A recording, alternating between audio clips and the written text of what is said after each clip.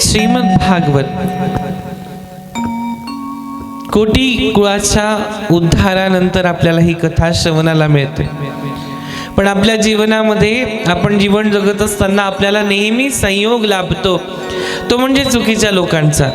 आणि त्याही मध्ये भगवान श्री वेदव्यासजी महाराज यांनी आपल्या आयुष्यातले कितीतरी वर्ष फक्त आणि फक्त भगवान श्री कृष्णांच्या, भगवान श्री विष्णूंच्या सानिध्यामध्ये, इथे ते म्हणतायत, मूर्खेन सह संयोगो विषादपि सुदुर्जराः विज्ञेन सह संयोगा सुधार रस समसमृताः।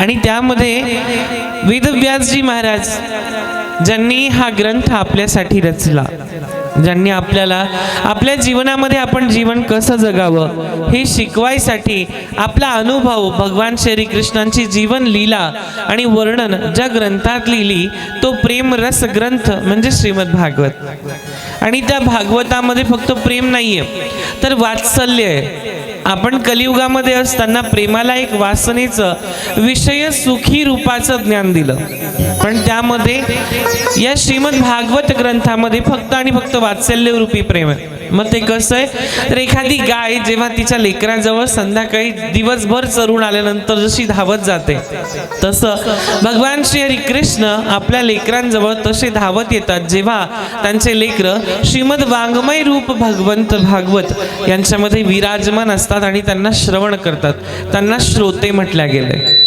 आणि महाराज वेदव्यासजी महाराज लिहित आहेत, मूर्खेन सह संयोगो विषादपि सुदर्जराः। मूर्ख लोकांसोबत घालवलेली वेळ ही तक्षक नागाच्या विषापेक्षाही अगदी कठीण असते, खतरनाक असते। आणि यामध्ये जे समुद्र मंथनातून विष निघालं हलाहल नावाचं, कालकूट नावाचं, त्याही पेक्षा ते डेंजर आहे। आणि तरी आपण चुकीच्या लोकांसोबत संगती करतो, चुकीच्या लोकांसोबत राहतो का? कारण आपल्याला त्याचे परिणाम माहीत नसतात। आणि त्याच प्रकारे विद्वान लोकांसोबत घालवलेली वेळ ही पियुष रसासारखी असते। मग पियुष रस म्हणजे काय कुणालाच माहीत नाही। मग पियुष रस म्हणजे भगवंताचं नामचिंतन करत असताना डोळ्यातून ओघळणारे अश्रू, आनंद अश्रू म्हणजे पियुष रस। इसे म्हणतायत, भ्रमेणेस वर्षु तीर्थेषु समत्वा समत्वा पुनः पुनः निर्माल्य मा मनो यवत्वा यवत्वार्थ निरार्थकम। पुण्य कमवत असताना किंवा मिळवत असताना ज्या प्रकारे सर्व तीर्थांमध्ये स्नान करून आंघोळ करून जरी आपण आलो आणि व्यसनाधीन असलेला मनुष्याने पुन्हा पुन्हा जरी त्या तीर्थामध्ये स्नान केलं तर त्याला त्याचं फळ मिळत नाही। जसं तुम्ही कितीही स्वच्छ एका गाढवाला आणि एका डुकराला धुतलं, त्याची आंघोळ घातली, त्याला मोती साबणाने जरी धुतलं तरी ते काय करणार आहे, गटारीमध्येच जाणार आहे तोंड मारायला, ते चुकीच्या ठिकाणी आणि घाणीमध्येच जाणार आहे बसायला। ते त्या प्रकारे तुम्ही कितीही स्नान करून आले तीर्थांमध्ये, तीर्थभ्रमण करून आले आणि पुन्हा पुन्हा जर तुमच्या मनामध्ये विषयासक्तीची जर गोडी लागलेली आहे तर भगवंताचं सानिध्य तुम्हाला प्राप्त होईल आणि आपण भगवंताजवळ जाऊ हा भ्रम आहे। म्हणून ते म्हणतात, भ्रमेणेस वर्षु तीर्थेषु वहारे इंसान तेरी माया। आपण जे पाप करतो त्याच्याने फक्त आपलं शरीर धुतलं जातं, पण हा जो बसलेला आहे ना हा चतुरादी शिरोमणी आहे। आणि या चतुरादी शिरोमणीला आपण ओळखत नाही कारण आपण नामजप करत नाही।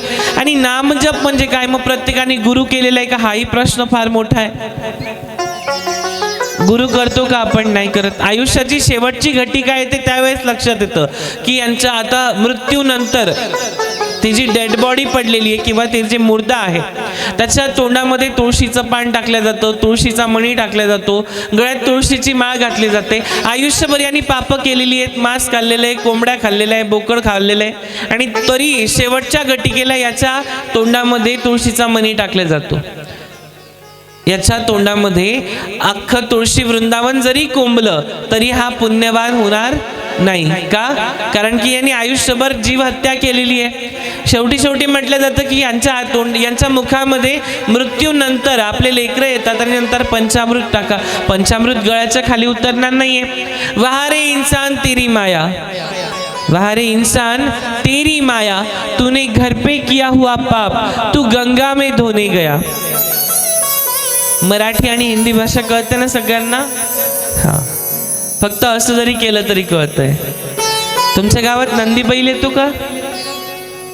हो, अच्छा. फक्त माझा नका बनवू 7 दिवस असं असं करून, है ना? वहा रे इंसान तेरी माया, तूने घर पे किया हुआ पाप तू गंगा में धोने गया, और वही धोया हुआ पाप तू एक बोतल में भर के घर को लेके आया. अंत समय में वही पाप प्रभू ने तुझे जल प्राशन करके ही पिलाया. चतुरादी शिरोमणी आहे तो, तुम्हाला असंच येऊ देणार नाही वरती. मग ते तुम्ही असाल अथवा मी असेल, कारण इथे केलेल्या कर्मांची गती यस्मिन् निधानी येईल हव कर्म ग्रंथी निबंधनम. आपल्याला इथंच भोगायचंय. जोपर्यंत आपण ते भोगत नाही, आपल्याला संतांची संगती लागत नाही, तोपर्यंत आपण तिथून मुक्त नाही होऊ शकत. गरुड पुराण प्रेतकल्प धर्मकांडाचा भाग पाठ नंबर 549, ओवी क्रमांक 300, त्याच्यात लिहिलेलं आहे गरुड पुराणामध्ये की ज्या प्रकारे माणसाची मृत्यू होते आणि मृत्यूनंतर जेव्हा त्याला खाली टाकलं जातं तेव्हापासून त्याच्या कर्माच्या हिशोबाला सुरुवात होते. कारण तुम्ही फक्त किराणा मालाचा हिशोब लिहितात आणि तो वर बसलेला जो दाता आहे ना, त्या दाताच्या डायरीमध्ये प्रत्येक तुमच्या कर्माचा हिशोब लिहिला जातो. आणि म्हणून आपला भाव काय आहे, आपली भक्ती कशी आहे, आपण कशा प्रकारे चिंतन करतोय, आपण कशा प्रकारे नवविधा भक्तीचा पाठ आपल्या आयुष्यात उतरवतोय, हेही तेवढंच महत्त्वाचं आहे. म्हणून ते म्हणतात भ्रमेनेस वर्षु तीर्थेषु समत्वाहा पुनः पुनः. तुम्ही कितीही पाप केलं आणि एकदा गंगा स्नान केलं, जे तिथे धुतल्या जाणार नाही ते फक्त कोटी कुळाच्या उद्धारानंतर श्रीमद भागवत कथेचा एक श्लोक, चतुर्थादी श्लोक ऐकल्यानंतर आपल्या आयुष्यातलं ते पाप नष्ट होतंय. मग पाप तरी काय आहे? पापाची वासना नको दाऊ डोळा, त्याहुनी आंधळाची बरामी. आपल्याला या गोष्टी फार लवकर कळतात अशातला भाग.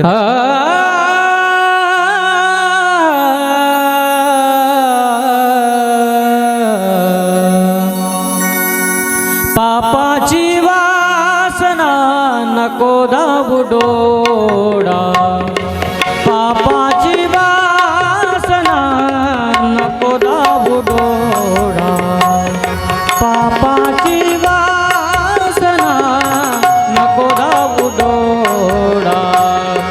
त्याहुनी आंधळा बरास मी, त्याहुनी आंधळा बरास मी.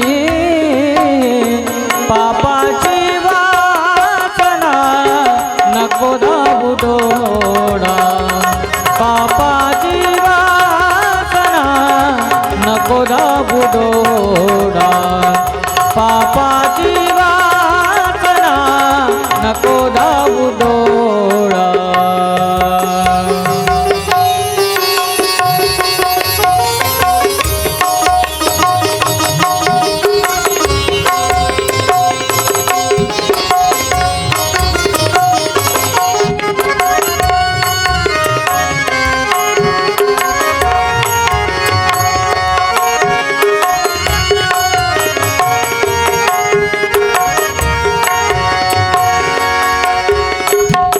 निंदेते श्रवणा नको माझे कानी, निंदेते श्रवणा नको माझे कानी.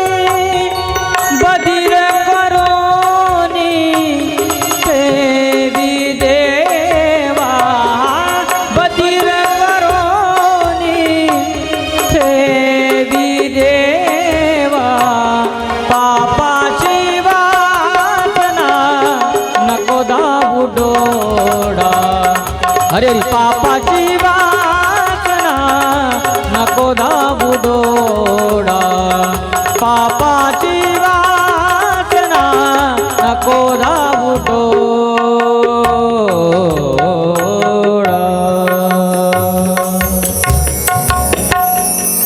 आपल्या या शरीर देहरूपी मातीमध्ये पापाची वासना डोळ्यामधूनच प्रवेश करते.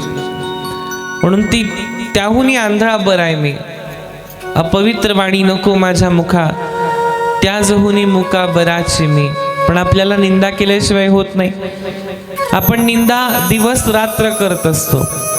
मायमाऊल्यांची हीच परिस्थिती असते. 4 जणी जमल्या नाही की तिथे सुरुवात होते. तिथे सत्संगाची, साधूच्या संगतीची, भजनांची, या गोष्टींची व्याख्या नाही होत. पण त्या ठिकाणी बसल्यानंतर मात्र हिने किती सोनं घातलं आणि तिने किती चांदी घातली, हिच्या घरात कसं आलं, हेच विषय होतात. मग ही निंदेचे श्रवण नको माझ्या कानी, त्याहुनी बधीर करून ठेव देवा.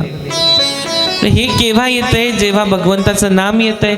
नको मज कधी परस्त्री संगती, पुरुष असतील, स्त्रिया असतील, जेव्हा हे आपल्याला कळतंय तेव्हा शेवटची घटिका आलेली असते. तुका म्हणे मज अवघ्याचा कंटाळा, तू एक गोपाळा आवळीसी. गोपाळ कधी आवडतोय? शेवटच्या घटिकेला आवडतोय का? चतुर्भुज गोपाळ कधीच आवडत नाही. जन्म दिलेला गोपाळ आवडतो, म्हणजे आपली लेकरं आवडतात. पण तीच लेकरं विशिष्ट प्रकारच्या एका बंधनामधून निर्माण झालेली आहे. हा प्रकार जेव्हा आपल्याला कळतो तो म्हणजे जन्म आणि मृत्यू. जन्म म्हणजे घेतलेला श्वास हे जीवन आहे आणि सोडलेला श्वास हे मृत्यू आहे. पण हे कळण्यासाठी जे मधलं आयुष्य निघून जातं त्याला जीवन म्हटलं गेलेलं आहे. आणि यामध्येच आपण गुरफटलेलो आहे महाराज. जेव्हा जेव्हा आपल्या आयुष्यामध्ये भगवंत सुखाच्या सागरांची नौका आपल्यापर्यंत आणून ठेवतात तेव्हा तेव्हा आपल्याला ते दिसत नाही, कारण आपण गुरु केलेले नाहीये. संसार प्रपंचामध्ये मोक्ष मार्ग दाखवणाऱ्या आणि दुःख दूर करणाऱ्या स्वयं ब्रह्म विष्णू आणि महेश यांच्या समान भगवान गुरुदेव असतात. पण आपण गुरुदेव करत नाही, गळ्यात तुळशी माळ घालत नाही. कारण गुरुदेवच जर केले नाही तर सदन मार्ग आणि सदचित्त मार्ग आपल्याला दिसणार नाही. म्हणून गुरु करणं फार गरजेचं आहे. आपल्या आयुष्यात गुरुची काय किंमत आहे असं जर सांगायला गेले तर दत्तात्रेय भगवंतांच्या आजूबाजूला 4 कुत्रे आहेत. त्यांना वेदांची उपमा दिलेली आहे. त्या कुत्र्यांना वेदांची उपमा देण्यात आलेली आहे. पण माणसाला वेद म्हणता येत नाही, ही फार मोठी खंता मनुष्य प्रजातीमध्ये, मनुष्य प्राण्यामध्ये आहे. तुम्हाला माझी भाषा खरंच कळते ना? हो की नाही? कळते ना? हिंदी समजते ना? हिंदीमध्ये पण घेऊ शकतो आपण. महाराज, कुत्रा माहिती आहे तुम्हाला? सगळ्यांनाच माहिती आहे. एखाद्या घरामध्ये VIP ट्रीटमेंट असते कुत्र्याला. का? कारण की त्याच्या गळ्यामध्ये पट्टा आहे, त्याचा कुणीतरी मालक आहे. आणि जे बाहेर भटकणारं कुत्रं आहे, ज्याच्या गळ्यामध्ये पट्टा नाही आहे, त्याला कुणी हाडछिड करतंय, कुणी दगड मारतंय, कुणी त्याला बोलतंय, कुणी रागवतंय, कुणी आपल्या घरातून बाहेरून हाकलून देतंय. का? कारण की त्याचा कुणीतरी मालक नाही आहे. आणि ज्याचा मालक आहे त्याला VIP ट्रीटमेंट आहे. त्याची 8 दिवसांनी 15 दिवसांनी आंघोळ असते. त्याला पेडिग्री सारख्या अनेक सुंदर सुंदर चांगल्या गोष्टी खायला आहे. त्याचं मेडिकल आहे, हॉस्पिटल. कुणाचं? 4 पायाचं कुत्र्याचं, ज्याला बोलता येत नाही त्याला. त्याची VIP ट्रीटमेंट आहे. का? कारण की त्याच्या गळ्यामध्ये पट्टा आहे, त्याचा कोणीतरी मालक आहे. आणि ज्याचा कोणी मालक नाहीये त्याचे किती हाल होतात हे तुमच्या समोरचं उदाहरण आहे. म्हणून गळ्यात मुखात हरिनामाचा बोल आणि गळ्यामध्ये पवित्र तुळशीची माळ, रुद्राक्ष माळ, वैजयंती माळ हे असणं गरजेचं आहे. कारण की ही माळ, हा पट्टा जर या मालकाच्या हातात असला तर आपल्याला कुणीही हाडशीड करणार नाही. आणि यमराजाचीच काय तर धर्मराजाची सुद्धा ताकद होणार नाही की तो आपल्याला अकारण आपल्या नरकाच्या वासनेमधून भोगांचा त्रास आणि कर्माचा विषय भोगायला लावेल. आपल्या आयुष्यात साधू संत हे फार महत्त्वाचे.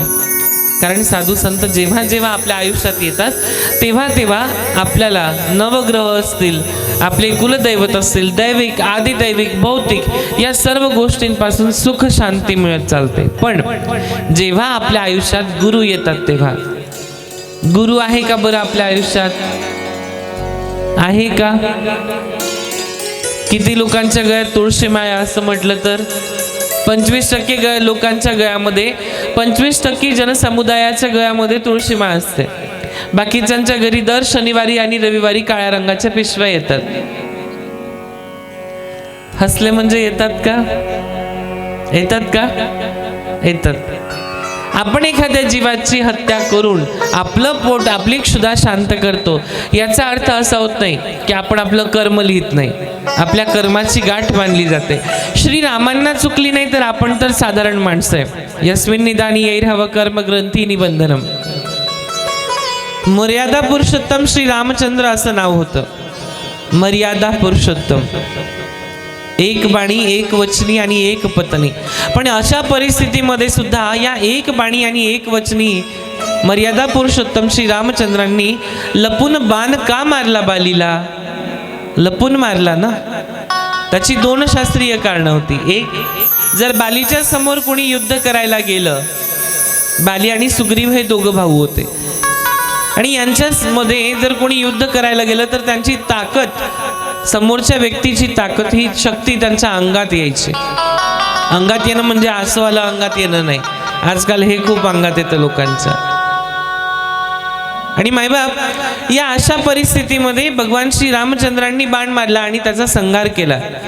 पण ते कर्म लिहिल्या गेलं आणि तोच बाली पुढच्या जन्मी जरा नावाचा बिल्ल झाला आणि तेच प्रभू श्रीरामचंद्र कृष्णचंद्र म्हणून जन्माला आले. 18,000 वर्षानंतर त्यांना जन्म घ्यावा लागला. आणि त्या काळामध्ये शेवटच्या निजधाम आगमनाच्या वेळी म्हणजे प्रभू श्रीकृष्णचंद्र हे 118 वर्ष जीवन जगले.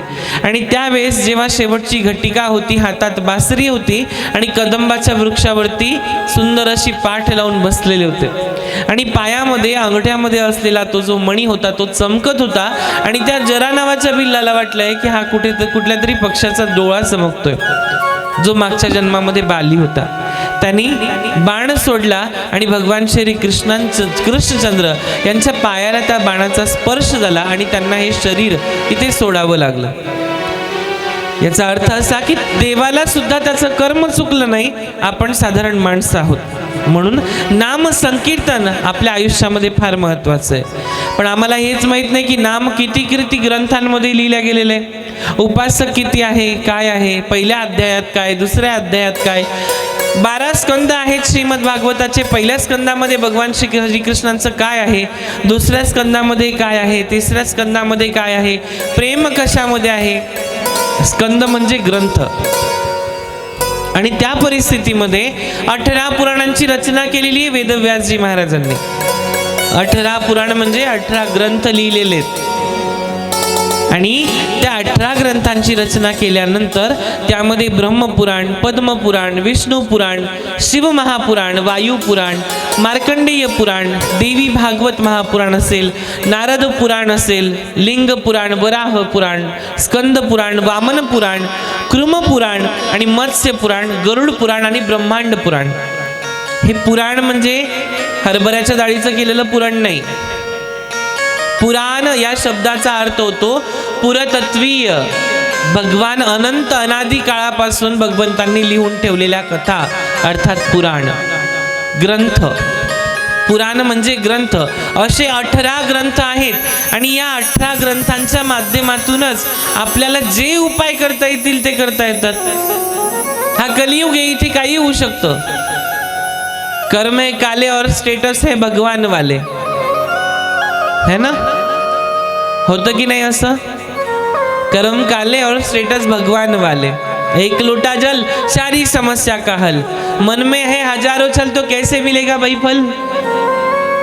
हिचं वाईट करूया, तिचं वाईट करूया, याला मारायचंय, त्याला मारायचंय, ह्या पोरगीवर डोळा ठेवायचा आहे, त्या पोरगीवर डोळा ठेवायचा आहे, इकडे लफडं करायचंय, तिकडे लफडं करायचंय, फालतूपणा करायचाय. आणि सकाळ झाली की मायबापांसमोर एक लोटा जल घेऊन त्या महादेवाच्या पिंडीवरती जाऊन व्हायचंय. देव येडा आहे की तुम्ही येडे की तुम्ही त्याला येडं बनवताय? काय बरोबर आहे की नाही? समजूत कुणाची घालतोय आपण, आपल्या मनाची की त्या देवाच्या मनाची? तुम्ही विचार करताय की देवा मला प्रसन्न झाला पाहिजे, तुम्ही देवाला मूर्ख समजताय की स्वतः मूर्ख बनवताय? कारण आपल्या आयुष्यामध्ये भ्रमे नाहीच वर्षू आपल्याला भ्रम झालेला आहे की आपण खूप पुनीत आणि पतित पावन आहोत. हा विचार जेव्हा आपल्या मनातून जाईल तेव्हा भगवंत आपल्याला दर्शन देतो. मग दर्शन देणं म्हणजे काय? समोर प्रगट होऊन दर्शन देईल का कलियुगामध्ये? हे कलियुग आहे. इथे मायबाप लेकराला सहन होत नाही, लेकरांना मायबाप सहन होत नाही. हम दो लग्न झाल्यानंतर हम दो हमारे दो बुड्ढा बुड्ढी को फेक दो अशी परिस्थिती होते. मायबाप जीवाच्या आकांताने त्या लेकरांना सुशिक्षित करतात. घरातले मायबाप ज्यांनी जन्म दिला ते देव वृद्धाश्रमामध्ये राहतात. बाहेरच्या दगडाच्या देवाला काय म्हणणार आहे? 18 पुराण आपल्याला कळतील तेव्हाची गोष्ट दूर आहे. आणि या शब्दाचा अर्थ आपल्याला कळणार नाही तोपर्यंत आपल्याला भगवंत काय हेही कळणार नाही. भगवंत आपल्यात आहे, बाहेर नाहीये. कारण जोपर्यंत आपण बाहेर शोधत फिरू तोपर्यंत आपल्याला फक्त दगडच दिसणार आहे. कारण की उकिरड्यावर पडलेला उकिरडा साफ केल्यानंतर तिथे एक दगड ठेवला जातो, त्याला शेंदूर फासला जातो आणि त्याला आपण म्हसोबाचं रूप देतो. त्या उकिरड्याचे दिवस बदलू शकतात. उकिरडा म्हणजे कचरा टाकतात ती जागा, त्याचे दिवस बदलतात. पण माणसाचं मन बदलत नाही. घरातला कचरा काढता येतो, मनातला कचरा काढता नाही येत. आणि त्यासाठी नाम सांगितलेलं आहे की नाम किती महत्वाचं आहे मायबाप. म्हणून नाम संकीर्तन असलं पाहिजे आपल्या आयुष्यात. आणि ते तोपर्यंत येत नाही जोपर्यंत आपल्याला गुरु भेटत नाही, हे महत्वाचं आहे. म्हणून 18 पुराण सांगितली, 18 ग्रंथ फार दूर राहिलं. आम्हाला भगवान याचा अर्थ कळालेला नाहीये. भ म्हणजे भूमी म्हणजे माती, ग म्हणजे गगन आकाश, भ ग, वा म्हणजे वायू, अ म्हणजे अग्नी, नी म्हणजे नीर, नीर म्हणजे पाणी. भूमी माती, हे शरीर मातीच आहे. अग्नी याला पेटवणार आहे, पेटवल्यानंतर ते हाडं उरलेल्या अस्थी पाण्यामध्ये वाहू घालणार आहे. आणि वायू मार्गाने आत्मा हा निघून जाणार आहे. भ ग वा अ न, भगवान हा अर्थ आपल्याला बाहेर जायची गरजच नाहीये मायबाप. कारण भगवंत हा आपल्यात आहे. वसुदैव कौटुंबकम, हे वसुदेवाचं कुटुंब आहे. कारण आपण सहजरित्या म्हणतो ना की जे आपल्याला माहीत नसलं, आपण यज्ञ करतोय, हवन करतोय, लग्नविधी चालू आहे आणि नवरदेव नवरी फेरे घेतात, त्यावेळेस सांगितलं जातं की तुमचं गोत्र काय. आपण तेव्हा सहजरित्या म्हणतो कश्यप गोत्र से स्वाहा. ते कश्यप ऋषी म्हणजे देव आणि दानव यांचे पिता. आणि त्या देव दानवांमध्ये एक मानव पण येतो, ते म्हणजे आपण. ते आपले वडील आहे. आणि त्यांचे वडील आहे ब्रह्मदेव, आणि ब्रह्मदेवांचे वडील आहे विष्णू, आणि विष्णूंची आई आहे भगवती परांबा शक्ती. त्यांनाही ती दूध पान करवते, दूध पाजते. आपण वेगळे नाहीये, फक्त आपण तुझं आहे तुझं पाशी, परंतु तू जागा चुकलाशी. म्हणून संगत कोणाची करायची हे फार महत्वाचं आहे. आपल्याला आयुष्यभर गोडी लागते ती फक्त हेव्या दाव्याची. त्यांनी 1 एकर घेतलंय का, आपण 2 एकर घेऊया. त्यांनी ट्रॅक्टर घेतलंय का, मी 1 एकर विकेल पण ट्रॅक्टर घेईल. तिने 10 ग्रॅमची पोत घेतली आहे ना, सोन्याचं मणी मंगळसूत्र केलंय, मी 20 ग्रॅमची करते. हा हेवा दावा आहे आपल्या आयुष्यामध्ये. पण आपण भक्तीचा हेवा दावा करत नाही की ती 2 लोटे जल चढवते ना, मी 3 लोटे जल चढवेल. हा भक्तीचा हेवा दावा नाही करत आपण. कारण की आपल्या आयुष्यामध्ये गुरु नाहीये, संतांची संगती आपल्या आयुष्यामध्ये नाहीये, हे फार महत्वाचं आहे. कारण जेव्हा संत आपल्या आयुष्यात येतात, महंत भक्त, किती लहान लहान वयामध्ये त्यांनी आपल्या लेकरांना दर्शन दिलंय भगवान श्री विष्णूंनी. 4 वर्षाचे श्री ध्रुवजी असतील, 6 वर्षाचे प्रल्हादजी असतील. आम्ही फक्त पिक्चर पाहिल्यानंतर भक्त प्रल्हादाला ओळखतो, नरसिंह अवतार पिक्चर पाहिल्यानंतर. त्या अगोदर आम्हाला नरसिंह भगवंत कधी समजत नाही, त्या अगोदर आम्हाला कधी भगवंताची भक्ती कळत नाही. हा, आम्ही इमोशनल होतो ते फक्त समोर बघितल्यानंतर. आम्हाला प्रॅक्टिकल थेरी पाहायची सवय लागलेली आहे, कारण कलियुग आहे मायबाप. इथे या अशा परिस्थितीमध्ये 18 पुराणं त्यांनी लिहिली. आणि 18 पुराणांमध्ये लाखो श्लोक आहेत, लाखो करोडो श्लोक आहे. एका पुराणामध्ये 10-10 हजार श्लोक आहेत. ओव्या म्हणतो आपण, तसं म्हटलं तरी चालेल. ओवी आहे, मंत्रबद्ध आहे, पादबद्ध आहे, युक्त आहे. यजुर्वेद, सामवेद, त्रिगवेद, 4 वेद लिहिल्या गेली. गणेश पुराण, नरसिंह पुराण, कलिक पुराण, एकाम्र पुराण, कपिल महर्षी पुराण, व्रत पुराण, विष्णू धर्मत्र पुराण, मृद्गल पुराण, सनत कुमार पुराण. तदनंतर शिवधर्म आचरण पुराण आहे, आचार्य पुराण, मानव पुराण, उष्ण पुराण, वरुण पुराण, कलिक पुराण. आणि तदनंतर महेश्वर आणि सांब्य असे 18 अजून ग्रंथ लिहिण्यात आले. पण ती 18 ग्रंथ आम्हाला तरी माहित नाही. आम्हाला फक्त आणि फक्त नियम माहिती आहे. नियम करायचे, उपाय करायचे, आणि भगवंत प्रसन्न झाला तर ठीक आहे, नाहीतर त्या भगवंताला सुद्धा शिव्या द्यायच्या. ही माणसाची जात आहे. यामध्ये श्री पराशर ऋषींचा एक ग्रंथ आहे, मरीची ऋषींचा आहे, भार्गव, हरिवंश, सौर, प्रज्ञा, पशुपती असे 7 मोठे पुराण लिहिण्यात आले. 4 वेद लिहिण्यात आले की त्या 4 वेदांमध्ये यजुर्वेद, सामवेद, त्रिगवेद आणि अथर्ववेद आहे. या वेदांमध्ये लाखो हजारो ग्रंथांमध्ये विशेष करून मंत्र आणि गाद्य, कविता लिहिण्यात आल्या. पण आपण ते ओळखू शकत नाही, आपण वाचू शकत नाही, कारण की आम्हाला आमच्या मुलांना CBSE पॅटर्नमध्ये टाकायचंय महाराज. मराठी पॅटर्न आजकाल चालत नाही. संस्कृत काय आम्हाला माहीत नाही, पण भगवंताची भक्ती करताना एखादा मंत्राचा उच्चार करायला सांगितलं की मग आम्हाला माहीत नाहीये. फक्त ओम नमः शिवाय, श्री शिवाय नमस्तुभ्यम आणि आईच्या समोर बसले असतील तर तिचे उपवास करायचे. जेव्हा आपल्या आयुष्यामध्ये सद्गती प्राप्त होते तेव्हाच आपण भगवंताच्या दारी जाऊ शकतो. मायबाप अनेक ग्रंथ लिहिली वेदव्यासजी महाराजांनी, अनेक. त्या ग्रंथांमध्ये त्यांना जेव्हा सुख मिळालं नाही, त्यांना जेव्हा लाभ, त्यांना जेव्हा फायदा झाला नाही, तेव्हा त्यांच्या जन्माची कथा येते. आपल्याला संतांची संगती लागते का? आपल्याला गोडी लागते का भगवंताची? आपल्याला भगवंताची गोडी लागते का? नाही लागत. का माहितीये का? आपल्याला गोडी लागते ती व्यसनाची, फॅशनची, ट्रेडिशनची, न्यू ट्रेंड व्हिडिओची, न्यू आलेल्या नवीन मोबाईल्सची, नवीन आलेल्या पुष्कळ अशा गोष्टींची. पण आपल्याला गोडी लागत नाही तर ती म्हणजे भगवंताच्या भजनाची. तुझा ना भरोसा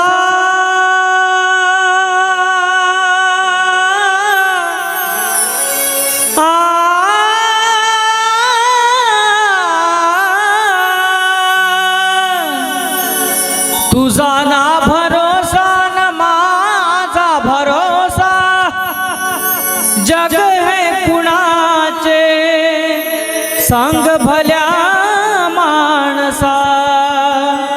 असो चूल माती आणि मीठ भाकर, नाम हरीचे मुखी गोड साखर. सोडून दे रे तू लालसा, जग है कुणाचे सांग भल्या माणसा. कधी लागेल, कधी लागेल,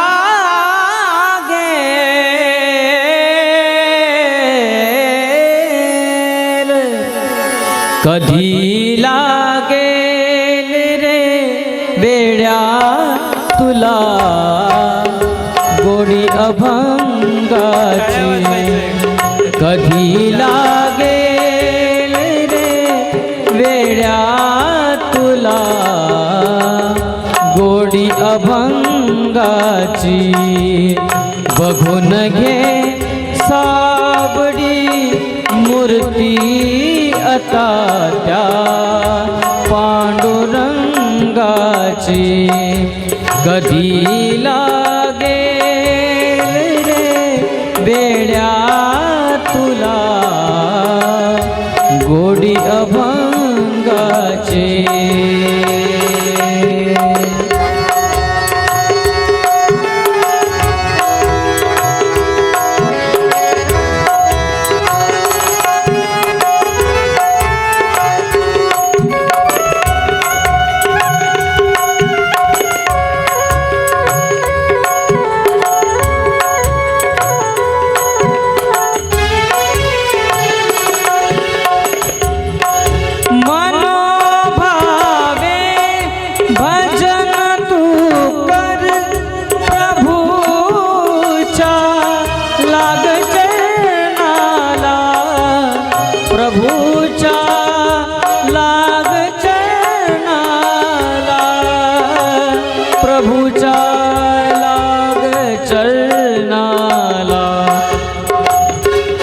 जपून तू चाल, जपून तू चाल, जपून तू चाल रे वेड्या तुटेल ती दोर पतंगाची.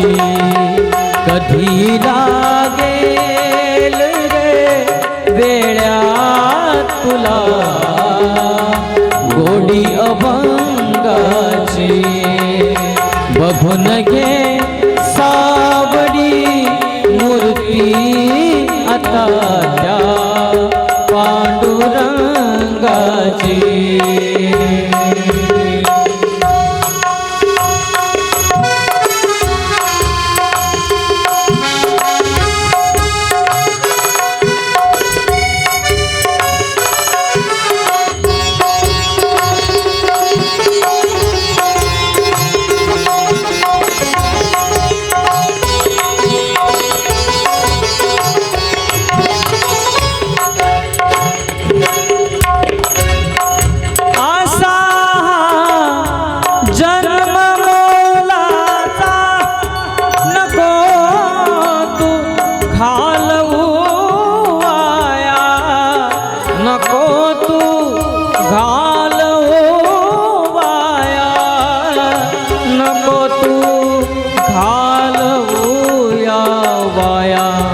सदा गा रे तू सदा गा रे तू सदा गा रे भूपाडी तू सकाळी त्या श्रीरंगाची कधी लागेल रे वेड्यात तुला गोडी अभंगाची बघून घे सावडी मूर्ती आता त्या पांडुरंगाची.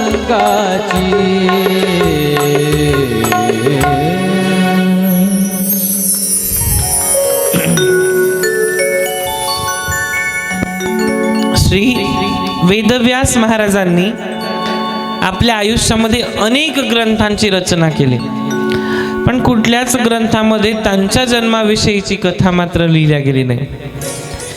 आणि ज्याच्यामध्ये लिहिल्या गेली तेव्हा त्यांनी ती कथा सांगितली नाही. महाराज महर्षी वेदव्यासजी म्हणजे ज्यांनी आपल्याला ही कथा आज आपण ऐकतोय किंवा वाचतोय, श्रवण करतोय, या कथेचं महात्म्य काय आहे, ही कथा काय आहे, ज्यांच्याकडून ऐकलेली आहे त्यांच्या जन्माची ही कथा आहे की त्यांचा जन्म कशा प्रकारे झाला. श्री वेदव्यासजी महाराज यांची आई अर्थातच सत्यवती, हिचा विवाह हा पूर्व काळामध्ये झालेला आहे. आणि ते विचार करू लागले, याचा विचार कोण करते? राजा शंतनू करतायत. शंतनू कोणी हेही कळेल आपल्याला पुढे. राजा शंतनू विचार करतायत की माझी पत्नी सत्यवती हिचा पुत्र वेदव्यास कसा काय असू शकतो, कारण हिचं लग्न तर माझ्यासोबत झालंय. त्याचा जन्म कसा झाला. आणि सूतजी ऋषीगणांना ही कथा सांगतायत की मी चतुर्वर्ग धर्म अर्थ काम आणि मोक्ष आशीर्वाद दान देणाऱ्या आई भगवतीला आणि भगवान श्री कृष्णांना दंडवत नमस्कार करतो. ही कथा तुम्हाला सांगतो आणि आपल्या आयुष्याचं सार्थक कसं झालं त्याबद्दल ते हे उपरिचर बसू यांची कथा सांगतात. ते म्हणतात, या चैदी देशामध्ये एक सुंदर असा देश होता, त्याचं नाव आहे चैदी देश. आणि त्या चैदी देशामध्ये एक सत्यवादी धर्मतुल्य ब्राह्मण पूजक राजा राहत होता. या राजाचं फार सुंदर असं राज्य आणि त्यामध्ये घोर तपश्चर्या केल्यामुळे या राजाला देवराज इंद्र प्रसन्न करण्यासाठी आले. देवराज इंद्र प्रत्येकामध्ये, कारण इंद्राला कोणाचंही वर्चस्व सहन होत नाही. कारण जिथे वर्चस्व आहे, एखादा माणूस, एखादी व्यक्ती, एखादी स्त्री, पुरुष कोणी वर जात असेल तर दुसरा त्याला खाली ओढण्याचा प्रयत्न करत असतो. आणि हा इंद्र आपल्यामध्ये सुद्धा आहे. तसंच राजा उपरिचर यांनी अनेक वर्ष तपश्चर्या केल्यामुळे यांची जी तपश्चर्या होती ही फलीभूत झाली. आणि इंद्रदेवाला असं वाटतंय की मी जर याची तपश्चर्या भंग नाही केली तर याला इंद्रपद मिळेल आणि मला याचं दास बनावं लागेल. आपल्या प्रत्येकाच्या मनातला हाच भाव असतो. आणि महाराज त्या राजाला प्रसन्न करण्यासाठी एक सुंदर असं स्फटिक मण्यांचं सुंदर विमान, एक दिव्य भेट त्या राजाने, त्या इंद्रदेवांनी त्यांना दिली. मायबाप, त्या दिव्य विमानावरती बसल्यामुळे राजा उपरिचर वसू हे त्या चैदी देशामध्ये म्हणजे त्यांच्या देशामध्ये सर्वीकडे फिरायला जात होते. जेव्हा त्यांनी विमानामध्ये पाय ठेवला तेव्हा तो राजा कधीही जमिनीवर न उतरल्यामुळे त्या राजाचं नाव या पृथ्वीवर आकाशातच वरवर राहू लागला. म्हणून त्या लोकांनी, तिथल्या जनसमुदायाने त्या राजाचं नाव ठेवलं उपरिचर वसू. आणि या नावाने ते राजे प्रसिद्ध झाले. पण राजा खूप धर्मपारायण होता आणि धर्मतुल्य होता. आणि मायबाप, राजाची एक सुंदर पत्नी होती, तिचं नाव होतं गिरिका, वक्षमोहिनी पत्नी. आणि मायबाप, महाराज उपरिचर यांना 5 मुलं होते. किती मुलं? 5. अगदी सुखाचा संसार आहे. आणि त्याही मध्ये वीर आणि परमप्रतापी अशी त्यांच्या 5 पुत्रांनी, राजांनी वेगवेगळ्या देशांचं राज्य त्या लेकरांना, त्यांच्या मुलांना दिलेलं आहे. सिंहाचा वाटा त्यांनी सोपवलाय, सिंहासन सोपवलेलं आहे. पण कालांतराने एकेकाळी राजा उपरिचर यांची पत्नी अर्थातच आई भगवती गिरिका हिचा ऋतुकाळ जवळ येतो. ऋतुकाळ म्हणजे मासिक धर्म किंवा महिन्याची वारी हा जवळ येतो. तिला मासिक धर्म आल्यामुळे ती स्थान शुद्ध होऊन पवित्र होऊन पुत्र प्राप्तीची इच्छा राजाकडे व्यक्त करते. पण त्याच वेळी राजाचे पूर्वज यांनी राजाला जंगलामधून एक हरिण मारून आणायसाठी सांगितलं. तुम्ही म्हणाल इथे वध केलाय, मग अखेट तेव्हाच केला गेला जेव्हा यज्ञ आहुती द्यायची होती. आणि महाराज तो पशु आणायला सांगितला. आणि पत्नीची इच्छा पूर्ण करण्यासाठी राजा आता द्वैत भावनेमध्ये अडकलेला आहे. राजाच्या मनामध्ये 2 प्रकारचे विचार चालू आहे. एक म्हणजे जी पत्नी होती तिची देह वासना शांत करायची आणि आधी आपल्या पूर्वजांनी सांगितलेल्या त्यांच्या आज्ञेचं पालन करायचं. या दोघींच्या द्वैत भावनेमध्ये फसून राजा उपरिचर हा जंगलात शिकारीसाठी निघून गेला. आणि जंगलामध्ये गेल्यानंतर तिथे जाऊन सुद्धा त्याचं मन लागत नव्हतं, कारण की लक्ष्मीसारखी दिसणारी त्याची पत्नी गिरिका हिचं स्मरण ते करू लागले. पत्नीची देह वासना शांत करायची मनात विचार होते. आणि हा विचार असताना राजा उपरिचर यांचं काम अर्थात तेजपुंज वीर्य हे स्खलित झालं. आणि अशा वेळी काय करावं हा विचार करत असताना राजा उपरिचर यांनी ते एका वडाच्या झाडाच्या द्रोणामध्ये ठेवलं आणि त्याला अभिमंत्रित केलं. ते अमोघ तेज वाया नको जायला म्हणून त्या तेजाला सुंदर अशा एका वडाच्या द्रोणामध्ये ठेवलं. आणि विचार करून पत्नीचा मासिक धर्म जणू राजाने स्वतःच तेज ते आहे जे पत्नीजवळ पाठवण्याचा विचार केला. आणि मायबाप राजाने त्या द्रोणाला अभिमंत्रित केलं, त्याच्यावरती मंत्र उच्चार केला. त्या मंत्राने ते तेजपुंज जे वीर्य होतं ते स्फुलित होऊ लागलं. आणि त्याच वेळी तिथे आकाश मार्गामध्ये चालत असलेला एक बाज म्हणजे गरुड पक्षी, त्या गरुड पक्षाला महाराज उपरिचर यांनी बोलवलं आणि म्हणतात की हे महाभाग, हे तात, हे काकाश्री, तुम्ही सौम्य आणि माझे शुभचिंतक आहात. तुम्ही माझ्या महलात जाऊन माझी पत्नी गिरिका हिला हे द्रोण पात्र द्यावं, कारण तिचा ऋतुकाळ जवळ आलेला आहे. आणि त्याच प्रकारे तो पक्षी ती द्रोण घेऊन आकाश मार्गाने जाऊ लागला. मायबाप त्यावेळी समोरून एक दुसरा गरुड पक्षी येतोय आणि याला असं वाटलं की या गरुड पक्षाच्या चोचेमध्ये मांसाचा तुकडा आहे. आणि या दोघं बाज पक्ष्यांमध्ये, गरुड पक्ष्यांमध्ये हल्ला झाला. दोघांमध्ये युद्ध होऊ लागलं आणि आकाशामध्ये घनघोर युद्ध झालं. तेव्हा युद्धामध्ये राजाने दिलेलं जे द्रोण पात्र होतं ते पतित पावन यमुना नदीच्या पाण्यात पडलं. तेव्हा दैवयोगवश, बघा दैवयोगवश अशी घटना घडली की अद्रिका नावाची जी अप्सरा होती ती निमग्न होऊन त्या पाण्यामध्ये जलक्रीडा करत होती. अद्रिका नावाची अप्सरा. आणि ते द्रोण वरतून पडलंय. आणि ह्या अद्रिकेनी त्याच तटावरती एक ब्राह्मण अर्थातच ऋषी शृंगी ऋषी हे भगवान श्री रामांचे पाहुणे, शांता त्यांची पत्नी अर्थातच भगवान हिचे पती म्हणजे शृंगी ऋषी यांच्या तप साधनेमध्ये तटावरती साधना करत असताना तिने प्राणायाम भंग केला आणि ते ब्राह्मण ते शृंगी ऋषी जे होते ते तिला बोलू लागले की तू माझ्या तपश्चर्येमध्ये विघ्न आणलेलेस आणि याच पाण्याच्या खाली जाऊन तशाच प्रकारचा श्राप अवस्था तुला प्राप्त हो असा मी तुला श्राप देतो. आणि महाराज तिला तिची चूक कळली. एक विशाल काय माशाच्या रूपामध्ये तुला जीवन व्यतीत करायचं आहे आणि देवीने तुला जो आशीर्वाद रूपी ब्राह्मणाची माफी मागितली. करुणा निदान ब्राह्मणांनी उशाप दिला की ज्या प्रकारे या आयुष्यामध्ये जीवन जगत असताना तुझ्याकडून चूक झालेली आहे त्यावेळी तुझ्या या रूपामधून एक युगम मानव संतान तू उत्पन्न करशील आणि मत्स्य देह सोडल्यानंतर तू स्वर्ग लोकाला परत जाशील. म्हणजे तू मासा बनून राहशील आणि त्यावेळी तुला 1-2 मुलं होतील आणि त्यामध्ये ते युगम पुरुष म्हटल्या जातील. तुझ्यामुळे या संसाराला एक लेख मिळणार आहे, एक गुरु मिळणार आहे आणि मत्स्यदेह सोडल्यानंतर तू स्वर्ग लोकाला परत जाशील अशा प्रकारे शाप मिळाला. आणि अद्रिका नावाची जी अप्सरा होती ती पाण्यामध्ये मासा बनून राहू लागली. मायबाप आकाशात झालेल्या युद्धामुळे ते जे द्रोण पात्र होतं गरुड पक्षाच्या हातातून ते खाली पडलं आणि यमुना मातेच्या पात्रात म्हणजेच यमुना नदीच्याच पात्रामध्ये पडलं.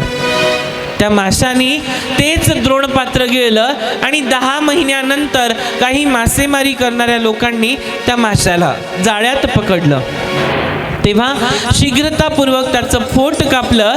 तिच्या पोटातून 2 मनुष्य आकाराची जुळवा मुलांनी जन्म घेतला आणि त्यामध्ये विशेष सुंदर अशी रूपवान एक कन्या होती आणि सुंदर असा एक रूपवान बलवान मुलगा होता.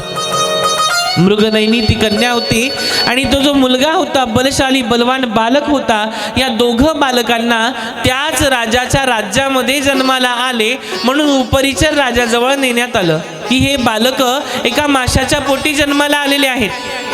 म्हणून उपरिचर राजाला ते दाखवण्यात आले. मुलीची आपल्या पत्नीची वासना होती, तिचा शोक होता की तिला मुलगा हवा होता. आता हा मुलगा राजाचाच आहे पण ते राजाला माहित नाही. का?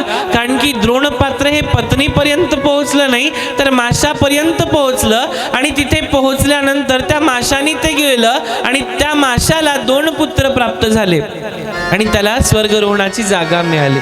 त्यापैकी राजाने आपला मुलगा आपल्या जवळ ठेवला. त्याचं नाव आहे मत्स्य. या नावाने तो प्रसिद्ध झाला. बालक तो जो मुलगा होता हा उपरिचर राजाचाच पुत्र झाला आणि तो वडिलांप्रमाणे सत्यप्रतिज्ञा ब्राह्मण पालक आणि महातेजस्वी पराक्रमी होता. राजाने असं ठरवलं आणि पुढे त्याची पालन पोषणाची सर्व जी काही संविधा होती ती गोळा करून राजाने त्याचं पालन पोषण केलं. आणि ही जी कन्या होती, ही जी मुलगी जन्माला आलेली होती, या मुलीला त्या मासेमारी करणाऱ्या लोकांचा जो राजा होता त्याचं नाव होतं निषेध. या लोकांचा जो राजा होता निषेध दशकराज, या दशकाला ती मुलगी दिली आणि ती कन्या तिचं नाव आहे मत्स्योंदरी. अर्थातच माशाच्या पोटी जन्माला आली म्हणून मत्स्योंदरी तिचं नाव ठेवण्यात आलं आणि त्या नावाने ती प्रसिद्ध झाली. तिच्या काही गुणांनी तिचं नाव मत्स्यगंधा ठेवण्यात आलं कारण तिच्या शरीरातून माशाचा वास येत होता. ती एका माशाच्या पोटी जन्माला आलेली होती. कालांतराने ही कन्या किशोर यौवन अवस्थेला प्राप्त झाली. 15 वर्षाची झाली आणि वडिलांच्या जागेवरती काम करू लागली. ती नाव चालवण्यामध्ये फार चंचल होती आणि एकेवेळी तीर्थयात्रा करून आलेले महान तपस्वी पराशर मुनी, पराशर महर्षी यमुना नदीच्या तटावरती आले आणि महर्षी पराशर यांनी राजा दशकाच्या इथे दशकासोबत बसून भोजन ग्रहण केलं. तेव्हा जातीवाद नव्हता. आज आपण जातीवाद आणि धर्मांतरण करून ठेवलंय. आपण साधू संत वाटून घेतले आपण. कुंभार म्हणतात गोरे कुंभार फक्त आमचे, संत माळी म्हणतात फक्त संत सावता माळी आमचे. आपण थोर महापुरुषही वाटले आणि आपण संत महात्मेही वाटून घेतले, आणि म्हणून आपल्याला भगवंत काय नाही हे कळणं फार कठीण झालंय. कलियुगाची गती आहे मायबाप. जोपर्यंत आपण या मूर्ख गोष्टी सोडत नाही तोपर्यंत आपल्याला संत कळत नाही. ही फार मोठी पराकाष्ठा सांगितली. तेव्हा जातीभेद नव्हता. पराशर महर्षी हे ब्रह्मदेवाचे नातू आहेत, ब्रह्मदेव, आणि त्यांनी त्या कोळी समाजाच्या, तो मासेमारी करणारा जो व्यक्ती आहे त्याच्या सोबत बसून जेवण केलंय, भोजन केलंय. पण याचा अर्थ असा नाही की त्यांनी मांस भक्षण केलेलं आहे. त्यांनी फलाहार घेतलाय आणि त्यांनी मांस भक्षण केलंय. त्याच्या कर्माची गती आहे. पण इथे विषय आहे की त्या दशकात सोबत बसून जेवण केलं. याचं इथे या श्रीमद भागवत रूपी गंगेमध्ये पहिल्यांदा हाच प्रश्न मांडला गेलाय की जातपात इथे वाटल्या गेलेली नाहीये. भगवंतांचे 4 लेकरे भगवंताच्या शरीरातून जन्माला आलेले, पण तिथे आपण जातीपाती वाटून घेतल्या आणि यामध्येच आपण गुरफटलेलो आहे. आणि जे आपण याच्यात गुरफटलेलो आहे ना, म्हणून राजनैतिक तत्वावर जेव्हा जेव्हा कुठे नुकसान होतं तेव्हा तेव्हा तरुण पिढीच्या खांद्यावरतीच बंदूक ठेवून चालवली जाते. कारण जातीवाद आहे. जातीवाद जाता जात नाही, कारण जात ही जातच नाही. जात ही जातच नाही म्हणून तिला जात म्हटलं गेलंय. आणि जोपर्यंत हा जातीवाद संपणार नाही तोपर्यंत आपला हिंदू धर्म एकत्रित येणार नाही. तोपर्यंत आपल्या हिंदू धर्माची पराकाष्ठा, त्याची निंदा हे परप्रांतीय आणि परधर्मीय करत राहतील. म्हणून या छुवाछूतची बिमारी असेल, अर्थातच आपण कोणी म्हणतो की हा शूद्र आहे, हा वैश्य आहे, हा ब्राह्मण आहे, हा क्षत्रिय आहे, या गोष्टी सोडून आपल्याला जीवन जगायचंय महाराज. आणि मायबाप भोजन ग्रहण केलं आणि भोजन झाल्यानंतर त्यांनी दशकाला सांगितलं की मला यमुना नदीच्या पार सोडा. आणि त्यावेळी राजानी कन्या मत्स्यगंधेला सांगितलं की पुत्री, हे आज महर्षी आपल्याकडे आलेले आहेत आणि यांना पलीकडे नदीच्या पलीकडावरती सोड. महाराज ते नदीच्या त्या जहाजेमध्ये बसले, त्या नावेत बसले, आणि त्यावेळी महर्षी पराशर तिच्यावरती आसक्त झाले, तिच्याशी विवाह करण्यासाठी उद्युक्त झाले. पण ती त्यांना समजवते की महर्षी, मी एक कन्या आहे, कुमारिका आहे, आणि तुमच्यासोबत विवाह जर केला तर माझं कौमारिका भ्रष्ट होईल. माझे आई वडील त्या तटावरती आहेत आणि दिवस आहे, आणि मी कुमारिका असल्यामुळे मी अजून स्त्रीरूप वेश धारण केलेलं नाहीये. त्यावेळेस विद्या अध्ययनामध्ये एक धर्मपारायण आहात तुम्ही, आणि माझ्यासारख्या क्षुद्र कुळाच्या कन्येवरती तुम्ही आसक्त होतात. तुम्ही ब्रह्मचारी व्रत याचं पालन विसरलात का, असा ती प्रश्न मांडते. महर्षी पराशर परत मागे सरकतात. काही काळानंतर, परत काही वेळानंतर तिच्यावरती आसक्ती होते आणि व्याभिचार होऊ नये म्हणून तिची विनवणी करतात. आणि तिचा सहसर्ग केल्यानंतर, तिच्याशी काम संसर्ग केल्यानंतर तिला आशीर्वाद देतात की तुझ्या पोटी जो पुत्र जन्माला येईल तो भगवान विष्णूंचा अवतार असेल, आणि त्या विष्णूंच्या अवतारानेच भगवंताच्या अवतार लीलांचं कार्य या कलिकाल युगामध्ये सामान्य लोकांपर्यंत पोहोचवण्याचं कार्य तो करत राहील. त्यावेळी दुपार असते म्हणून यमुना मातेच्या पाण्यावरती हात ठेवतात आणि दुवारी अंधकार निर्माण करतात आणि तिचं कौमारिका करून तिला स्त्रीवत रूपधारी सुंदर अशी योजनगंधा तिला देतात. तिचं नाव योजनगंधा होतं. का?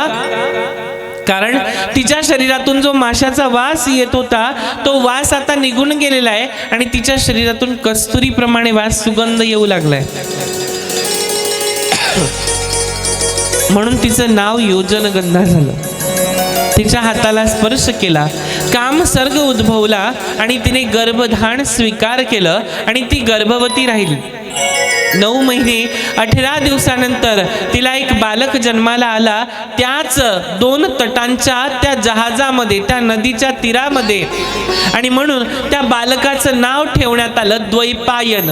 2 तटांच्या मध्ये म्हणजे द्वैपायन, 2 तटांच्या मध्ये. आणि त्या बालकाचा जन्म झाल्यानंतर तो बालक यथार्थ 15 वर्षाचा दिसू लागला आणि त्या बालकाने आपल्या आईला आशीर्वाद देऊन सांगितलं की माते, जोपर्यंत जोपर्यंत तुमच्या आयुष्यात सुखदुःखाची लाट असेल, तुमच्या वाटेवरचे काटे कोणी उचलणार नाही, त्यावेळेस तुम्ही मला आवाज द्या आणि सुखाने संसार करा असं म्हणून असा आशीर्वाद देऊन तो बालक निघून जातो. आणि त्या बालकाने अनेक वेदांची रचना केली, ग्रंथांची रचना केली.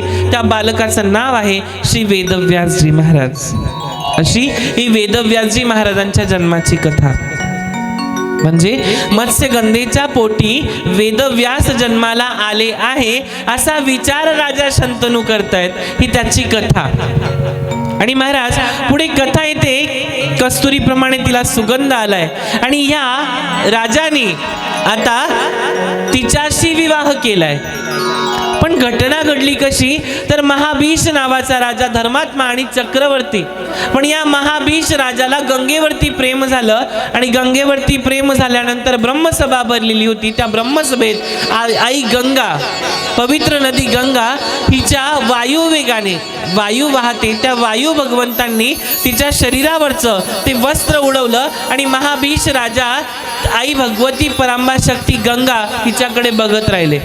आणि त्यामुळे ब्रह्मदेवांनी श्राप दिला की जोपर्यंत मर्त्य लोकामधून तुम्ही दोघं पुण्य एकत्रित करून येत नाही तोपर्यंत तुम्हाला ब्रह्मलोकामध्ये जागा मिळणार नाही. म्हणून हा धर्मतुल्य महाभीष राजा प्रतिपाच्या घरी जन्माला आला, तो म्हणजे राजा शंतनू. आणि तदनंतर ही गंगा नदी म्हणून प्रवाहित झाली आणि हिने राजा शंतनूशी विवाह केला. पण या गंगा मातेने राजा शंतनूला सांगितलं की मी तुमच्याशी विवाह तर करेल, परंतु त्या काळामध्ये तुम्ही कुठल्याही प्रकारचा प्रश्न ज्या दिवशी मला विचाराल त्या दिवशी मी तृप्त होईल, अलिप्त होईल तुमच्यापासून. आणि असे राजाला एकामागून एक 7 मुलं झाले आणि ते प्रत्येक 7 मुलं आई भगवती गंगा हिने आपल्या स्वजलामध्ये प्रवाहित केले. ते होते वसू. आणि या 8 वसूंमध्ये शेवटचा वसू होता तो होता धौम्य नावाचा. आणि ह्या वसूला ज्या वेळेस आई भगवती त्या लेकराला पाण्यामध्ये प्रवाहित करणार होती त्यावेळेला राजा शंतनूने गंगेला विचारलं की गंगा, मी धर्मतुल्य राजा आहे आणि अशा परिस्थिती माझे 7 लेकरं तू तुझ्या स्वतःच्या प्रवाहामध्ये वाहू घातलेस, तर आता तरी माझ्या एका लेकराला वाचव. त्यावेळेस गंगा आई म्हणते की आज तुम्ही तुमची दिलेली वचनांची शपथ मोडली म्हणून मी तुम्हाला सोडून जाते आणि 15 वर्षानंतर हा बालक मी तुम्हाला सुप्रद प्राप्त होऊन परत करेल. हा बालक होता धौम्य नावाचा वसू. 15 वर्ष निघून जातात, राजा चिंतनामध्ये अडकलेले आपल्या पत्नीचा. आणि त्याच काळामध्ये ही मत्स्यगंधा नावाची जी वेदव्यासांची आई आहे त्या ठिकाणी आहे, त्याच तटावरती राहते. राजा हा शिकारी करण्यासाठी आलेला आहे आणि शिकार करताना त्याच दिवशी आई भगवती जगदंबा अर्थातच माता गंगा आपल्या लेकराला घेऊन 15 वर्षाच्या लेकराला घेऊन त्यांच्या समोर प्रगट होते आणि त्यांना सुप्रद करते की हे तुमचं लेकरू, याचं नाव आहे गंगेय आणि हा गंगेय मोठा होऊन तुमच्या संपूर्ण कुळाचा उद्धार करेल. महाराज गंगेय सुप्रद करतात. गंगेचा पुत्र म्हणून त्याचं नाव गंगेय ठेवण्यात आलं. आणि अशीच एकदा शिकार करत असताना राजाच्या दृष्टीला आणि त्यांच्या वक्र दृष्टीला ती जी सत्यवती होती, ती जी योजनगंधा मत्स्यगंधा होती, माशाच्या पोटी जन्माला आलेली स्त्री, ती त्यांच्या नजरेस पडते आणि तिच्यावरती राजा मोहित होत आहे. आणि मोहित झाल्या कारणामुळे त्यांना तिच्याशी लग्न करण्याची इच्छा प्राप्त होते. कुणाला? राजा शंतनूला. आणि तिच्याशी इच्छा लग्न करण्याची होते म्हणून राजा तिला विचारतात की आपण कोण आहात, या जंगलामध्ये काय करत आहात, आपले आई वडील कोण आणि तुम्ही इथे काय करत आहात, हा प्रश्न विचारत योजनगंधा जी होती ती त्यांना आपल्या आई वडिलांच्या घरी घेऊन जाते. दशक हा सुद्धा एक राजा होता म्हणून त्यांना विचारतात की तुम्ही कोण, संपूर्ण विचारपूस करतात. आणि शंतनू राजा आपल्या आयुष्यात कोणीतरी नवीन जोडीदार हवा यासाठी त्या मत्स्यगंधेला, त्या योजनगंधेला मागणी घालतात लग्नाची. आणि ती लग्नाची मागणी घातल्यामुळे त्यावेळेस ते जे दशक राजा होते ते म्हणतात की तुमच्या आयुष्यामध्ये कोणीही मुलगा किंवा कोणीही पुत्र किंवा पत्नी असेल तर माझ्या मुलीचेच मुलं हे सिंहासनाच्या गादीवर बसतील, अशी जर शपथ तुम्ही घेत असाल तर मी माझ्या मुलीचं लग्न तुमच्याशी लावून द्यायला तयार आहे. राजा दुय्यम भावनेमध्ये अडकलाय आणि त्या परिस्थितीमध्ये राजाच्या मनात हा विचार चालू आहे. अनेक दिवसामागून दिवस, महिन्यामागून महिने निघत जातात आणि राजा या दुय्यम भावनेमध्ये अडकल्यामुळे आता गंगेय हा परशुरामजी, जमदग्नी ऋषी आणि आई भगवती रेणुका माता यांच्याकडून प्रशिक्षण घेऊन आलेला आहे. परशुराम महाराजांकडून गंगेयाने धनुर्विद्या, गदाविद्या, मल्लविद्या हे संपूर्ण विद्या घेऊन आलेला आहे. आणि हा गंगेय आपले वडील असे अशांत का आहे हा विचार करता करता अनेक लोकांना प्रश्न विचारतो की बाबांना काय झालंय, बाबा एवढे चिंतेमध्ये का आहे, बाबा एवढे टेन्शनमध्ये का आहेत. आता एक बाप कसं सांगू शकतो की मला लग्न करायचंय आपल्या लग्नासारख्या मुलाला. त्यावेळेस त्या परिस्थितीमध्ये राजा शंतनूचे जे काही सैनिक होते, सेनापती होते, मंत्री होते, त्यांनी राजा गंगेय, राजकुमार गंगेय यांना ही सर्व कथा सांगितली की मत्स्यगंधा हिच्याशी विवाह करण्याचा इच्छा राजा शंतनू यांच्या मनात आहे. घोड्यावरती स्वारी निघते आणि गंगेय आपल्या वडिलांना पडलेल्या प्रश्नाचं उत्तर शोधण्यासाठी त्या दशक राजाची कन्या मत्स्यगंधा हिच्याजवळ जातात. मत्स्यगंधा आणि तिचा संपूर्ण परिवार हा आई गंगा भगवती हिच्या किनाऱ्यावरती मासेमारीचा व्यवसाय करत असतात.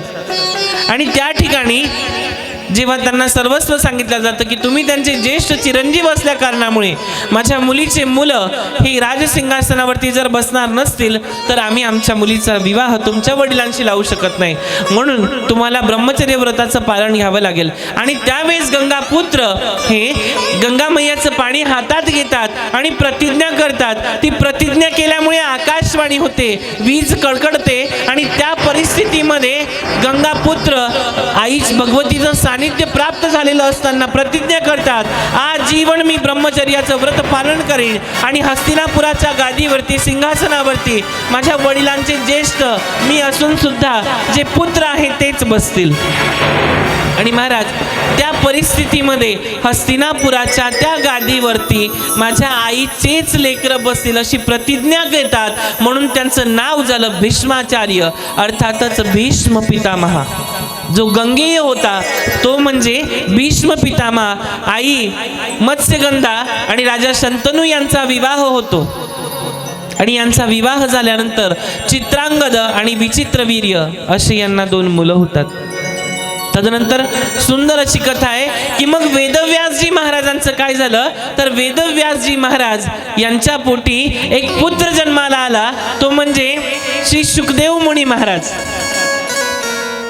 मग शुकदेव मुनी महाराजांचा जन्म कसा झाला आणि त्यांनी भागवत कथा कशी कुणाला सांगितलेली आहे हे तुम्ही आम्हाला सांगा, असं सूतजी महाराजांना शौनकादी ऋषी विचारतायत. आणि त्यांनी प्रश्न केल्यावर ते म्हणतायत की शौनकादिक ऋषी ज्या ज्या वेळेला प्रश्न विचारतायत तेव्हा तेव्हा सूतजी महाराजांच्या डोळ्यामध्ये अश्रू आहेत आणि ते म्हणतात भावविभोरतेमध्ये जेव्हा वेदव्यास महाराजांनी आपल्या लेकराला आवाज दिला त्यावेळेस त्यांच्या मनात विरह भावना होती की माझं लेकरू जन्माला आलं आणि तसंच जंगलाच्या दिशेने पळून गेलं. का? कारण की एक ब्राह्मणाचं पोर एका खेळाला भ्यालंय. आणि त्या परिस्थितीमध्ये भगवंताचं ज्ञान काय आहे हे ते सांगतायत. महाराज आपल्या आयुष्यामध्ये आलेल्या प्रत्येक संकटाला तोंड देत असताना भगवती आणि भगवंत यांची कृपा दृष्टी जर आपल्यावरती असेल तर आपण प्रत्येक सहजासहजी सुख आणि दुःख भोगून सोडून देत असतो. पण आपण बँक बॅलन्स करतो ते म्हणजे निगेटिव्ह थिंकिंग आणि पॉझिटिव्ह थिंकिंगचे विचार सोडून. तुम्ही बँकेमध्ये 2 अकाउंट उघडतात, एक करंट अकाउंट आणि एक सेव्हिंग अकाउंट. तसं आपल्या आयुष्याचे 2 अकाउंट आहेत, एक करंट अकाउंट आणि एक सेव्हिंग अकाउंट. त्या सेव्हिंग अकाउंटमध्ये तुम्ही दुःख आहे ते त्याच्यात ठेवताय, ते आयुष्यभर तुम्हाला आठवण राहणार आहे. आणि करंट अकाउंटमध्ये तुम्ही सुख ठेवलेलं आहे ते तुम्ही भोगताय. तुमच्या घरात बाळ जन्माला आलंय ते तुम्ही भोगलं, त्या बाळाचा आनंद घेतला, बारसं केलं, नामकरण केलं, 16 प्रकारचे संस्कार केले आणि ते सुख भोगून तुम्ही सोडून दिलंय. पण त्यानंतर उरलेलं दुःख आहे, जर यदा कदाचित त्याचे वडील वारलेले ते दुःख मात्र आयुष्यभर आपण आपल्या बँकेच्या सेव्हिंग अकाउंटमधून काढतोय आणि प्रत्येक दिवस भोगतोय. याला चिंतन आणि चिंतना म्हटलं गेलंय. श्रीमद भागवत कथेचा प्रथम अध्यायातला प्रथम श्लोक, सच्चिदानंद रूपाय विश्वोत्पत्त्यादि हेतवे तापत्रय विनाशाय श्रीकृष्णाय वयं नमः. इथे भगवंत म्हणतायत या जगात सत्य काय आहे हा विचार जर कधी केला तर मनुष्याला आपली प्रकृती आणि पुरुष यांच्या मिलनातून उद्भवणारा जीव आणि त्या जीवामध्ये असणारा आत्मा परमात्म्याची जाणीव करून देतो, तेव्हा आनंद येतो. कारण आईसोबत वडील आहे, भावासोबत बहीण आहे, शिक्षकासोबत शिक्षिका आहे, तसं पतीसोबत पत्नी आहे. आनंदासोबत काय आहे असा जर प्रश्न विचारला तर सांगता येईल का? सुखासोबत दुःख आहे, सुख आणि दुःखाची जोडी आहे. प्रश्न जर विचारला तर आपल्या मनामध्ये भाव निर्माण होतो. जोपर्यंत परमात्म्याच्या भजनामध्ये चिंतनामध्ये आपण चिंतन करत नाही, चिंता सोडून, चिंता ही प्रत्येक क्षणोक्षणाला आपल्याला जाळत असते आणि चिता माणसाला एकदा पेटवून त्याची राख करत असते, पण चिंता नेहमी जाळते. म्हणून चिंतन भगवंताचं करायचं आहे असं म्हणतात. मायबाप ज्या प्रकारे आपल्या आयुष्यामध्ये ही सुख दुःख आपण घेऊन सोडून देतोय, सुख सच्चिदानंद रूपाय, सच्चिदानंद. तुम्ही बोलत चला बरं का. आता कोरोना नाही राहिलेला आहे, कोरोना निघून भरपूर वर्ष गेले. त्यावेळेस देवाने GR काढला होता, खोकला की ठोकला, है की नाही. आता कोरोना नाही आणि तुम्ही आजारी पण नाहीये, है ना. सत्य काय आहे? तुम्ही नुसतं असं जरी केलं तरी चालतंय. तुम्ही आणि मी खरे आहोत का? आपण सत्य आहे का? थंडीमुळे माना आखडल्यात की काय? नाही ना. तुम्ही आणि मी सत्य आहे का? नाही. उद्या येणारी जी पिढी आहे ती सत्य आहे का? नाही. भूत भविष्य आणि वर्तमान सत्य आहे का असा जर विचार केला तर नाही. काल तुम्ही नव्हतात तेव्हाही कृष्ण परमात्मा होते. आईच्या गर्भात तुम्ही आलात तरीही कृष्ण परमात्मा आहे. आणि आपण जन्माला आल्यानंतर गेलो, वरती सुद्धा गेलो तरी सुद्धा कृष्ण परमात्मा आहे. सत्य हा परमात्मा आहे. आणि त्या परमात्म्याच्या भजनामध्ये जर चिंतन लावलं तर आनंद आहे. सच्चिदानंद, त्याच्यामध्ये आनंद आहे. आपलं चिंतन, आपली चिंता, आपले लेकरं बाळ, मुली मुलं, लग्न होईल नाही होणार, त्यांना मुली होतील, त्यांना मुलं होणार, बाळ होतं की नाही होत, लग्न होतं, वारी कशी निघते, सून कशी निघते, हे प्रश्न आपल्याला दिवसभर आणि आयुष्यभर खात असतात. मग याच्यातून जर वेगळं निघायचं तर नामचिंतन सांगितलेलं आहे. आणि नामचिंतनाचा जर सोहळा ऐकायचा आहे, जोपर्यंत आपण भगवंताच्या भजनामध्ये तल्लीन होत नाही तोपर्यंत नाम आणि सत्य काय आहे हे आपल्याला कळत नाही. सच्चिदानंद रूपाय, त्या नंदनाचं रूप आपल्या डोळ्यासमोर नामाच्या माध्यमातून मानसिकरित्या जोपर्यंत कळत नाही तोपर्यंत आपल्याला त्याच्या रूपाचं गुणगान आणि वर्णन करता येत नाही. आणि त्यासाठी आपल्याला रूप पाहिलं गेलं पाहिजे. मग रूपात आपल्याला पवित्र डोळे दिलेले आहेत भगवंतांनी. पापाची वासना नको दाऊ डोळा. आपण पाप बघतो पण भगवंताला बघत नाही. याचं कारण आहे, कारण की ती वासना आपल्या बुद्धीला ग्रासून गेलेली आहे.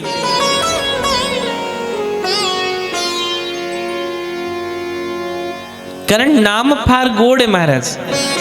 तुम्ही जर गायलं, आताची नावं तशी आहेत का जर म्हटलं तर, आताची नावं कुत्र्याची, जी कुत्र्याच्या पिलांची नावं ठेवतात ती नावं ह्या लेकरांना ठेवली जातात.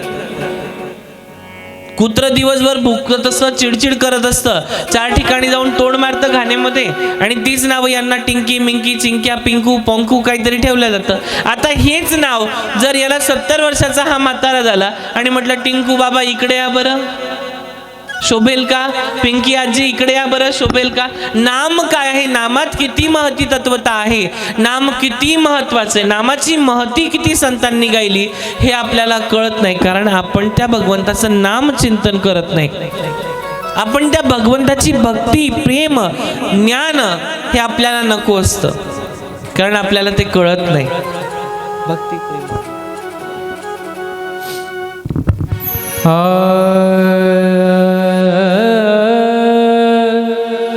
भक्ती प्रेम विन ज्ञान नको देवा. भक्ती प्रेम विन ज्ञान नको देवा. भक्ती प्रेम विना ज्ञान नको देवा भक्ती प्रेम विना ज्ञान नको देवा आदिकार नित्य नवा दया माझे आदिकार नित्य नवा दया माझे प्रेम सुख देई प्रेम सुख देई प्रेम सुख देई प्रेम सुख देई प्रेम सुख देई प्रेम सुख देई प्रेम विना झाला ज्ञानी कैसा प्रेम विना झाला ज्ञानी कैसा प्रेम सुख देई प्रेम सुख देई प्रेम सुख देई प्रेम सुख देई सुख देई प्रेम सुख देई प्रेम सुख देई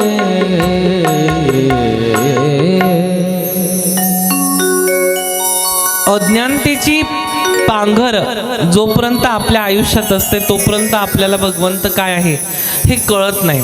आणि याच प्रकारे शुकदेव मुनी महाराज यांच्या आयुष्यामध्ये महादेवांची कृपा फार झाली आणि ती कृपापात्र झाकी आपणही बघणार आहेत. महाराज प्रथमतः असेल झाकी, नृत्य, गायन, वाद्य हे आपल्या आयुष्यामध्ये असतं आणि म्हणून भगवंताचं सानिध्य आपल्याला प्राप्त झाले. एक सुंदर छोटासा भाव घेऊन श्री कथक नृत्य विशारद वयवर्ष फक्त 22 आहे आणि आपल्या आयुष्यात लहानपणीच आई वडील गमावून सुद्धा ज्यांनी फक्त आणि फक्त नाम, भगवंत आणि कृष्ण परमात्म्याला आपलं सर्वस्व मांडलंय असे जयू महाराज म्हणजे आमचे जयेश महाराज यांच्या सर्वांसाठी आपण एकदा जोरात टाळ्या वाजवून त्यांचं स्वागत करूया. अशी रोज सुंदर सुंदर झाकी आपल्या पाहायला मिळणार आहेत. पुरुष मंडळी चकित नका हो बरं का. हां, अट्रॅक्शन नको व्हायला, मुलगा आहे. हां घ्या महाराज. सुंदर अशा भजनाचा भाव, इतनी सुंदर जिसकी रचना इतनी सुंदर वो कितना सुंदर होगा, है की नाही. अशी झाकी आपल्याला रोज पाहायला मिळेल. कथा मनोरंजनाचं साधन नाही आहे पण त्याच्यामध्ये झाकी आहे, भगवंताचं रूप आहे, गुण आहे, वर्णन आहे, नृत्य आहे, गायन आहे, वादन आहे, सहयोग आहे. आणि हा सहयोग साधा नाही आहे. आपल्या आयुष्यात कितीतरी दुःखाचे डोंगर असले तरी आपल्याकडून किमान कथा व्हाव्या आणि त्या कथेच्या संकल्पनेतून मी आज इथपर्यंत आलोय. महाराज आपल्या आयुष्यात भगवंताचं रूप, ध्यान, सर्वस्व या सगळ्या गोष्टी येतात आणि जेव्हा जेव्हा आपल्याला ते सानिध्य प्राप्त होतं तेव्हा तेव्हा आपण ते सोडत चालतो, धरत चालतो. परांबा शक्ती आणि परमपुरुष भगवान श्री ब्रह्मा जी के पुत्र वशिष्ठ मुनी आणि त्यांची पुत्र शक्ती मुनी, शक्ती मुनीचे पुत्र शक्ती मुनी आणि माता अदृश्यंता यांच्यापासून जो पुत्र जन्माला आला त्याचं नाव होतं पराशर मुनी. आणि यांची पत्नी पराशर मुनींची पहिली पत्नी, तिचं नाव मत्स्यगंधा, जिची कथा आपण ऐकली. पराशर मुनी यांच्याशी समागम केल्यानंतर विष्णू अवतार श्री कृष्ण द्वैपायन वेदव्यास महर्षी यांचा जन्म झाला. तदनंतर यांची पत्नी माता विटिका हिच्या गर्भातून प्रभू श्री शुकदेव महाराज यांचा जन्म झाला. महाराजा परीक्षित यांना श्रीमद भागवत कथा ज्यांनी ऐकवली ते म्हणजे वेदव्यास महाराजांचे पुत्र शुकदेव मुनी महाराज, शुक महाराज. यांची पत्नी पिवरी, यांच्यापासून 5 मुलं झाले एक कन्या, त्याच्यापैकी कृष्ण, गौरप्रभा, कीर्ती, भुरी आणि देवश्रुत असे यांचे हे पुत्र. पुढे परमपूज्य श्री वेदव्यासजी यांची आई मत्स्यगंधा हिचा विवाह हा शंतनू राजाशी झाला, म्हणजे कौरव कुळ किंवा पांडव कुळ जर म्हटलं यांच्याशी. आणि जेव्हा शंतनूशी विवाह झाला, शंतनू राजा यांची पहिली पत्नी गंगा हिच्यापासून त्यांना 8 पुत्र झाले. 7 पुत्र गंगेत वाहू घातले आणि तदनंतर गंगेने स्वप्रवाहामध्ये ते पुत्र सोडले. एक पुत्र उरला, तो म्हणजे भीष्म पितामह, ज्यांनी आजीवन ब्रह्मचर्य व्रताचं पालन घेतलं आणि कधी लग्न नाही केलं, पण तरी त्यांना भोग भोगावे लागले आणि 17 दिवसांपर्यंत बाण त्यांच्या शरीरामध्ये होते आणि ते बाण जमिनीवर टेकलेले होते, कारण की त्यांनी चुकीच्या व्यक्तींची सोबत दिली होती. संत संगती करणे मूर्खेन सह संयोगा, श्रीमद भागवताचा पहिला श्लोक. शंतनू आणि मत्स्यगंधा यांच्यापासून चित्रांगद आणि विचित्रवीर्य हे 2 मुलं जन्माला आले. चित्रांगद हा गंधर्व युद्धामध्ये मरण पावला आणि विचित्रवीर्याची पत्नी अंबिका आणि अंबालिका 7 वर्ष संसारामध्ये राहिल्यानंतर पुत्र झाला नाही, म्हणून या राजाला म्हणजे विचित्रवीर्याला क्षयरोग झाला. क्षयरोग म्हणजे टीबीचा आजार झाला आणि त्याच्यामुळे तो मरण पावला. पुढे विचित्रवीर्याची पत्नी अंबिका हिचा पुत्र धृतराष्ट्र झाला आणि यांची उत्पत्ती श्री वेदव्यासजी यांच्यापासून नियोग विधीमुळे करण्यात आली, ज्याला तुम्ही आज टेस्टेड ट्यूब बेबी म्हणतात, ते त्या काळामध्ये होती. तुम्ही म्हणतात आज विज्ञान आणि आज सायन्स आहे, त्या काळामध्ये पतीच्या मृत्यूनंतर नियोग विधीद्वारा धृतराष्ट्र आणि पांडू यांचा जन्म झालेला आहे, हेही लक्षात ठेवायचं. आपण IVF ट्रीटमेंट आणि सरोगेसी ट्रीटमेंट आज करतो आणि आज बाळ जन्माला घालतो. एखाद्या मायमाऊलीला लेकरू होत नसेल तर तिला वांज म्हटलं जातं आणि ते वंध्यत्व घालवण्यासाठी IVF ट्रीटमेंट आहे किंवा टेस्टेड ट्यूब बेबी ट्रीटमेंट आहे. पण ही ट्रीटमेंट त्यावेळेस नियोग विधीमुळे झाली आणि पुढे अंबालिकापासून पांडू यांचा जन्म झाला. आणि अंबालिकाची दासी होती सुद्री पराशमी, हिच्यापासून श्री विदुर काका अर्थातच भगवान श्री हरिकृष्ण यांचे लाडके काका यांचा जन्म झाला. धृतराष्ट्राची पत्नी गांधारी हिच्यापासून 100 पुत्र जन्माला आले आणि महाराजा पांडू यांच्या 2 पत्न्या होत्या, एक माद्री मद्र देशाची कन्या आणि कुंती भोज राजाची कन्या. कामवशीभूतमुळे राजा पांडू यांची मृत्यू झाली आणि सूर्यदेवाच्या आशीर्वादामुळे कुंती आणि माद्री यांना 5 पुत्र झाले. यानंतर अंबिका आणि अंबालिका आणि माता मत्स्यगंधा अर्थातच ती सत्यवती म्हणजे कौरव कुळाची मुख्य आई, माशाच्या पोटी जन्म घेतली ती स्त्री म्हणजे योजनगंधा मत्स्यगंधा सत्यवती तिचं नाव. राजा शंतनूची पत्नी यांना वेदव्यास ऋषी यांनी उपदेश करून हस्तिनापूर सोडायला लावलं आणि तिघांना नेऊन तपोवनाचा मार्ग दाखवला. तदनंतर पुढे अर्जुनाचा विवाह सुभद्रा माताशी झाला, यांच्यापासून अभिमन्यू यांचा जन्म झाला. अभिमन्यूचा विवाह उत्तरेशी झाला आणि उत्तरेच्या गर्भामध्ये जो बाळ जन्माला आलं त्याचं नाव होतं राजा परीक्षिती. आणि ह्या परीक्षिती राजाला श्री सुखदेव मुनी महाराज यांनी श्रीमद भागवत कथा सांगितली आणि याच परीक्षिती राजाला भगवान श्री हरिकृष्णांनी गर्भामध्ये जाऊन सुदर्शन चक्राने आणि त्यांनी त्याचं रक्षण केलं. पुढे युधिष्ठिर आणि द्रौपदी यांच्या विवाहानंतर त्यांना एक पुत्र झाला, त्याचं नाव होतं प्रतिविंध. भीम आणि द्रौपदी यांच्यापासून जो पुत्र झाला त्याचं नाव होतं सूत सोम. द्रौपदी आणि अर्जुन यांच्यापासून जो पुत्र झाला त्याचं नाव होतं श्रुतकर्म. तदनंतर सहदेव आणि नकुल यांच्यापासून द्रौपदी मातेला जे पुत्र झाले त्यांचं नाव होतं शतेसे आणि शतनक नावाचे. तदनंतर या अशा परिस्थितीमध्ये अभिमन्यू आणि उत्तरा यांच्यापासून जो बालक जन्माला आला होता याचा जन्म झाला आणि तदनंतर भगवान श्री हरिकृष्णांना बघता बघता याचं नाव परीक्षण करत होता, म्हणून याचं नाव परीक्षित राजा असं ठेवण्यात आलं. महाराज या राजाला 4 पुत्र झाले, श्रुतसेन, उग्रसेन आणि जन्मेजय आणि भीमसेन. तदनंतर जन्मेजय हा त्यांचा मुख्य मोठा पुत्र. राजा परीक्षिती यांची कथा ही फार सुंदर आहे. राजा जन्मेजयानी आपल्या वडिलांच्या मृत्यूनंतर राजा परीक्षितीने जिवंत असताना श्रीमद भागवत कथा ऐकली आणि मृत्यूनंतर आपल्या वडिलांच्या आत्म्याला शांती लाभावी म्हणून राजा जन्मेजयानी आपल्या वडिलांच्या मृत्यूचा बदला सर्पसत्र नावाचा यज्ञ करून घेतला आणि तो यज्ञाचा समाप्ती करण्यासाठी एक मुनी उत्तांग मुनी तिथे आले आणि मग त्यांनी राजा जन्मेजयाला देवी भागवत कथा करायला सांगितलं. अशी इथून सुरुवात होते आणि पुढे जी कथा येते ती म्हणजे भक्ती ज्ञान वैराग्याची, गोकर्ण उपाख्यानाची, राजा परीक्षितीची, शुकदेवांची. पण महाराज यामध्ये विशेष म्हणजे काय सांगितलं जातं माहितीये का? महाभक्त प्रल्हाद कष्टाविला म्हणून तया कारणे तो सिंह झाला, नये ज्वाळ व विशाळ सन्निधी कोणी, नुपेक्षी कदा देव भक्ताभिमानी. 5-6 वर्षाचं प्रल्हाद, अगदी निरागस 6 वर्षाचं ते लेकरू, आणि त्या लेकराला किती छळलं आपल्या बापाने, किती त्रास दिला. तेलात उकळत्या तेलात टाकलं, हत्तीच्या पायाखाली सोडलं, विषारी सर्पांमध्ये फेकलं, दरीत फेकलं, समुद्रामध्ये फेकलं, तरी सुद्धा त्याचं रक्षण केलं. तो भगवंत होता, नुपेक्षु कदा देव भक्ताभिमानी, अर्थात भगवान श्री विष्णू. आणि अशा भगवान विष्णूंना जर एक 6 वर्षाचं लेकरू 6 महिन्यामध्ये वर्षामध्ये प्रसन्न करून घेत असेल फक्त नामचिंतनाच्या साधनामधून, तर मग आपण सगळे नामचिंतन नाही करू शकत का? एक बार प्यार से राधे राधे बोलना पडेगा. सभी के हाथ ऊपर होने चाहिए प्यार से.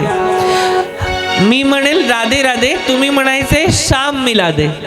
काय म्हणायचंय? हा, बॅटरी तुमची चार्ज आहे, इकडे पण झाली पाहिजे ना, है की नाही? राधे राधे राधे राधे राधे राधे. आवाज नाही येते. एक मिनिट, महिला मंडळ हात वर करा बरं. जेवण झालंय ना?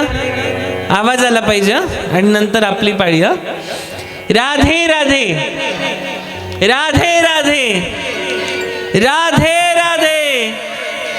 आता आपलं नाक वाचवायचंय बरं का, नाहीतर शूर्पणखेसारखं कट नको व्हायला. हात वर करा बरं पुरुष मंडळी. राधे राधे राधे राधे राधे राधे. वाचवलं. देव भक्ता अभिमानी आहे, देवाला भक्ताचा अभिमान आहे. पण त्याच्या लेकरांना मात्र ते कळत नाही. त्याचे लेकर एवढे विचित्र आहेत. देव 5 वर्षाच्या 6 वर्षाच्या लेकराला पावन झाला, पण गजेंद्र महासंकटी वाट पाहे तया कारणे श्रीहरी धावत आहे. उडी घातली जाहला जीवदाणी, नुपेक्षु कदा देव भक्ता अभिमानी. 4 पायाच्या गजराजाला सुद्धा देव भक्त मानतोय. सर्वस्व मांडलं, सगळ्यांना आवाज दिला, सगळ्यांना. कुणाला आवाज दिला नाही अशातला भाग नाही.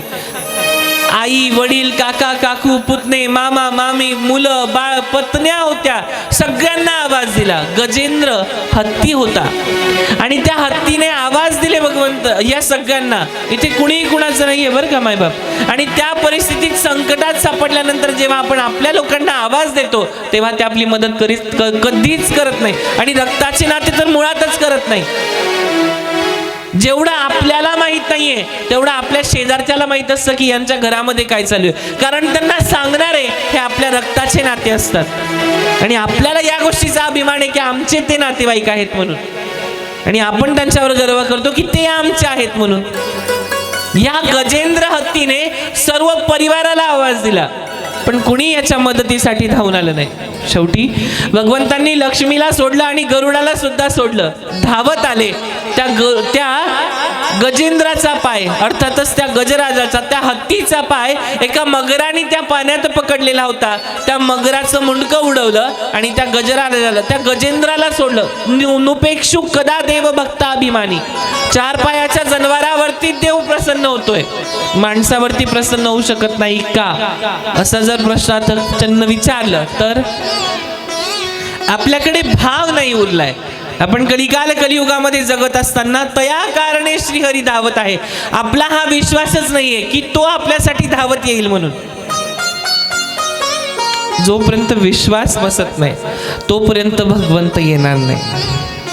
मी आधीच बोललो, कर्म हे काले और स्टेटस हे भगवान वाले, अशाने देव भेटणार नाही.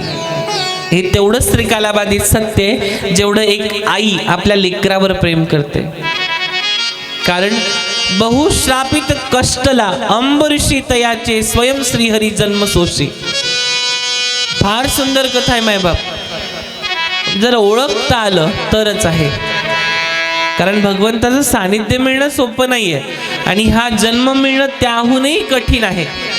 चर्चा नकोय कथेमध्ये कृपया करून. आपण कथेत आहोत याचं भान ठेवावं. महाराज, भगवान नुपेक्षु कदा देव भक्ता अभिमानी आहे.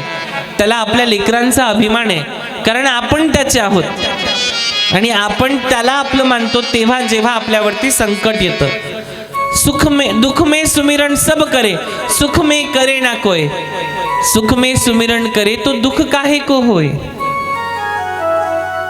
जर आपण भगवंताला दुःखातही आठवण केली आणि सुखातही आठवण केली तर आपल्यावरती येणारे दुःखांचे पहाड हे कधीच आपल्याला त्रास देणार नाही. का? कारण की त्याच्या नामचिंतनाची ती जी ऊर्जा आहे ती आपल्या अवतीभोवती असून आपलं रक्षण करत असते.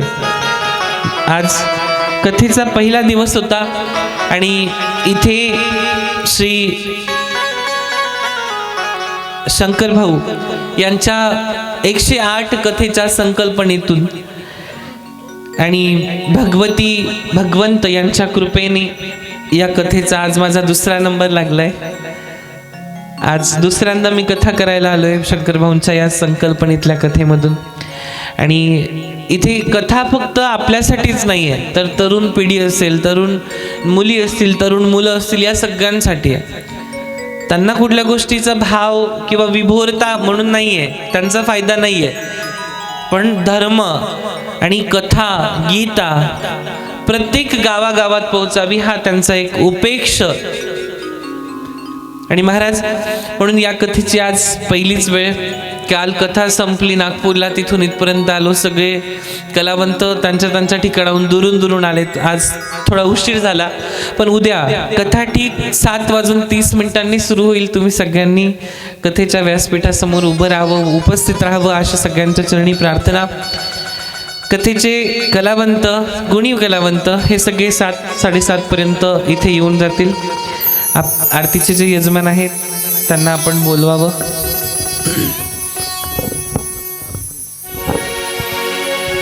राधे.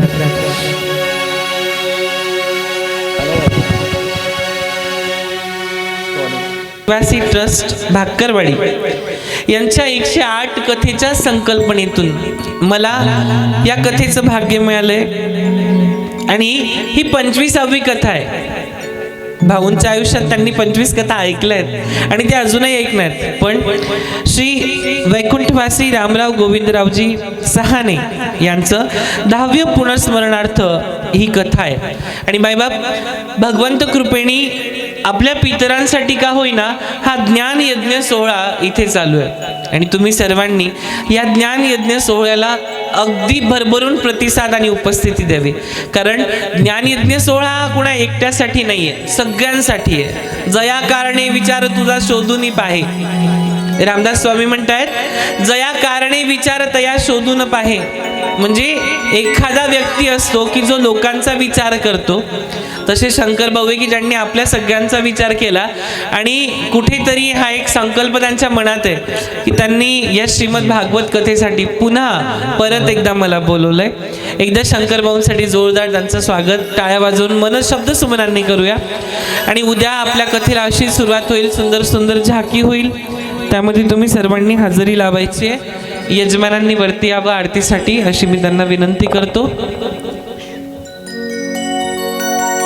या नाही.